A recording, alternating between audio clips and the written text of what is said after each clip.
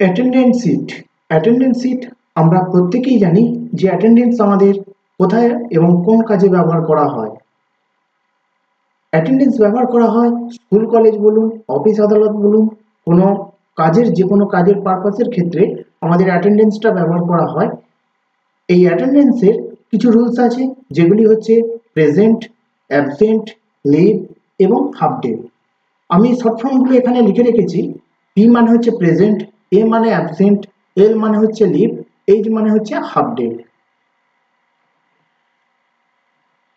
Hello বন্ধুরা, আমি দীপঙ্কর। আপনারা দেখছেন আমার YouTube channel Dipankar tech master. চলুন শুরু করি তাহলে।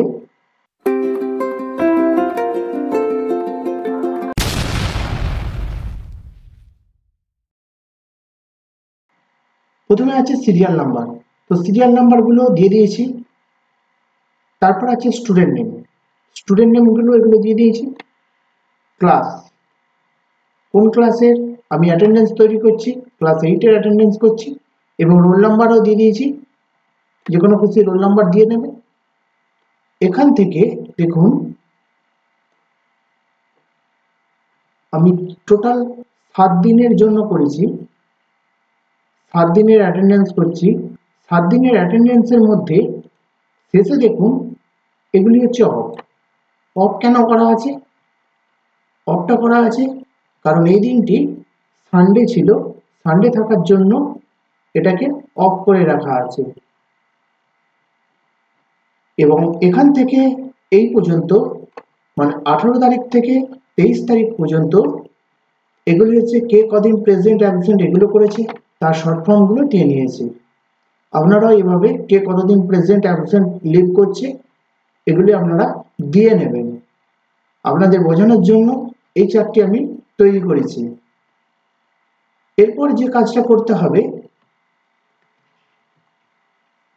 টোটাল ডে বার করতে হবে। টোটাল ডে করার জন্য একটি ফর্মুলা ব্যবহার করতে হবে।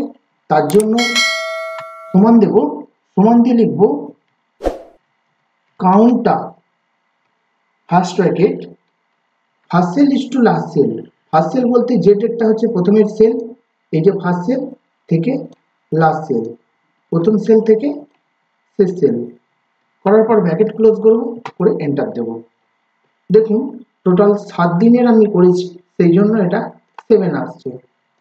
ক্লিক করে ধরে টেনে নেব। এরপর আসবো প্রেজেন্ট। প্রেজেন্টটা বার করার জন্য প্রেজেন্ট মানে হচ্ছে উপস্থিত, কে কতদিন উপস্থিত আছে। এই যে এদের মধ্যে 18 তারিখ থেকে 24 তারিখ পর্যন্ত, মানে 23 তারিখ আর 24 তারিখ তো সানডে হচ্ছে, তো 23 তারিখ পর্যন্ত কে কতদিন উপস্থিত আছে তার লিস্টটা বার করতে হবে। প্রেজেন্ট বার করার জন্য এখানে একটি ফর্মুলা ব্যবহার করতে হবে। এখানে দেব count if first bracket first cell is to last cell, এই যে যতদূর করলাম। যেহেতু এটা অফ আছে আমি এই পর্যন্ত দিতে পারি, এ পর্যন্ত দিতে পারি, তো আমি এই পর্যন্ত দিলাম, আপনারা এই পর্যন্ত দিয়ে নেব।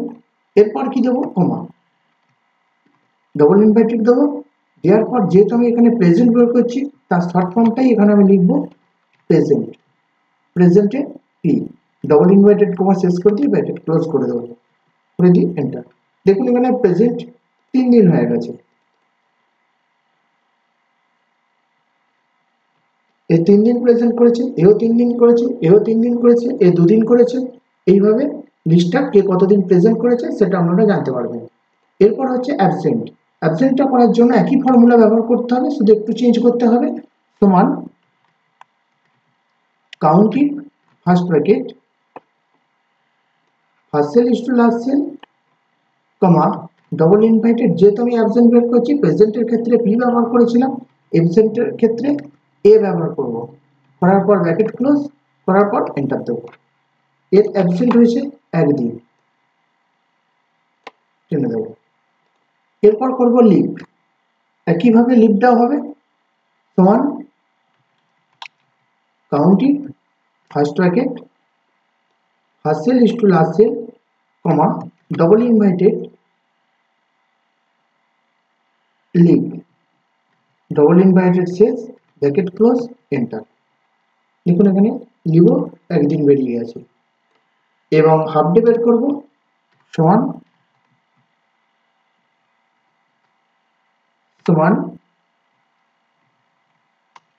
Counting first bracket first cell is to last cell comma double inverted, যেহেতু হাফ ডে বের করছি সেহেতু H double inverted bracket close enter টেনে দেবো।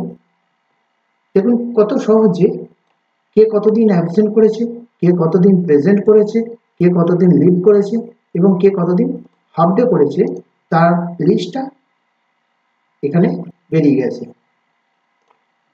আশা করি সবাই বুঝতে পেরেছে।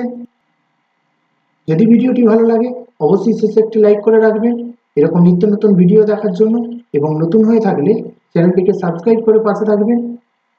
আমি প্রতিনিয়তই এরকম কাজের ভিডিও আপডেট দিয়ে থাকি এই চ্যানেলে, আপনারা সঙ্গে থাকবেন। সবাই সুস্থ থাকবেন, ভালো থাকবেন এবং এই চ্যানেলের সাথে থাকবেন।